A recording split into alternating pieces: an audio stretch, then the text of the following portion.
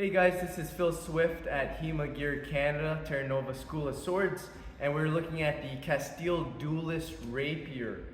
This thing is a beauty. We bought this for about 500 USD. I got mine customized, slightly shorter grip, longer quillions. It didn't change the weight that much, so we kept everything else the same. The blade length is 40 inches long. So it's not on the longer side, but still good enough for tournaments. It is blued, so I got mine blued. It's gone through a tournament already in Montreal Swordmeisters this year. It fought against side swords, rapiers, and broadswords. And as you can see, some minimal damage to the guard. There's a slight offset, so it's not quite straight anymore, but that's okay. That's something we can fix. And the bars are slightly curving. But other than that, it survived its first tournament.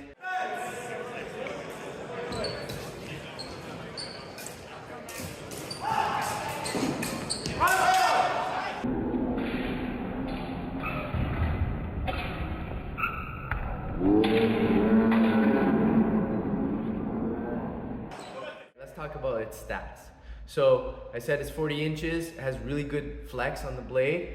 If you just look down right here, it flexes really well. I'm putting very minimal pressure. Thankfully, it's not too wobbly, okay? It's not wobbly at all, which is amazing for how much it flexes.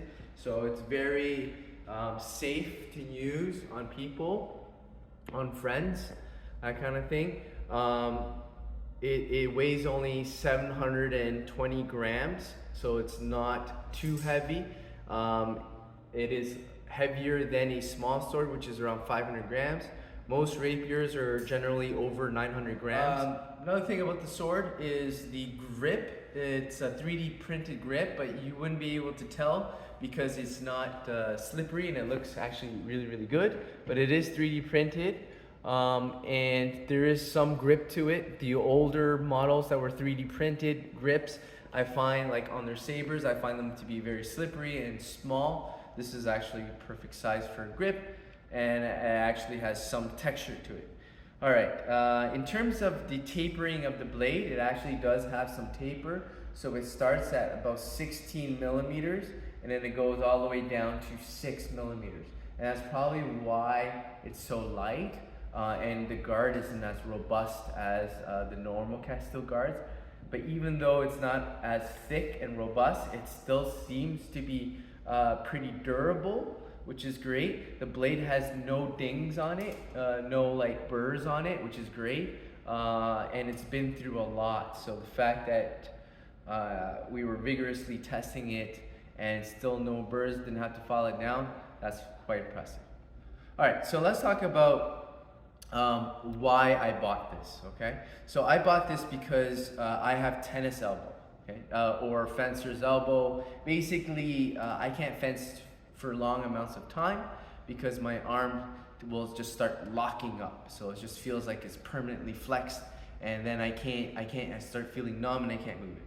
So generally with rapier, which is my favorite weapon, it happens to me the most during rapier. And that's really sad because, like I said, this is my favorite style of weapon. So I bought this because I thought it would make me last longer because it's lighter and therefore probably better for me ergonomically to be using over time. So I bought this rapier for that. Another reason that I bought this rapier, because it's a later rapier, it is a dueling rapier. It feels almost like a transitional rapier. So before, in the time period where rapier and then small sword, there's a type of rapier in between that is transitional. And it just means so if you look at museum pieces from 1600 to about 1700, you start noticing that the rapier starts getting skinnier, lighter, and so this is perfectly around that timeline. Castille says they took a pair of dueling rapiers. So we look at Rada, which is around 1705. So ever since I bought this weapon, I'm using it in the Rada style. actually feels much better than the rapiers that we were using before. Just because this is lighter, I feel like a lot of the techniques from the text is a little bit easier to use when you have a rapier like this. And it could be that they were using something like this in that period when they wrote that book. We don't know. What is the advantages of this finish? So obviously it's a fairly light rapier. Perfect for French elbow, and it looks beautiful. It's a late style rapier, so if it's something late, this is it. Castille is known for its known for its quality in terms of the blade. They have a 1-year warranty, and they don't tend to burr often, which is good, which means minimal maintenance in terms of having to file it down. All right, let's talk about the disadvantages. First of all, it's 500 USD, which is quite expensive for a rapier, almost half the weight of a normal rapier, almost. The other thing is, because of how light it is, it doesn't have presence in the bind. So if you're someone who fights in the bind, trying to push over another person's sword when it's almost double the weight, it's very difficult. Okay? So instead of being strong in the bind, you're going to have to be quick in the bind, and you're going to have to sort of leave the bind or play in a more agile manner versus playing in a more bullying manner. Would be how I would put it. That being said, because it's light and it's good for the fencer's elbow, if you're someone who likes to bind, you might overcompensate. You might put more energy into pushing someone else's sword around, and then thus damaging your elbow even further. So that might be a disadvantage. Okay? So someone with fencer's elbow that's binding the sword, you have to know that you don't want to overcompensate and do more work on your elbow than necessary, because you bought this for this, so you have to be a little bit smart about that, and that's something I didn't realize right off the bat. Other than that, it's going to change slightly how you play. If you played with heavier rapiers around the 900 to 1,000 gram mark, if you play with any of these, it's going to feel a lot different. It's going to feel not quite like a small sword, but very much in between.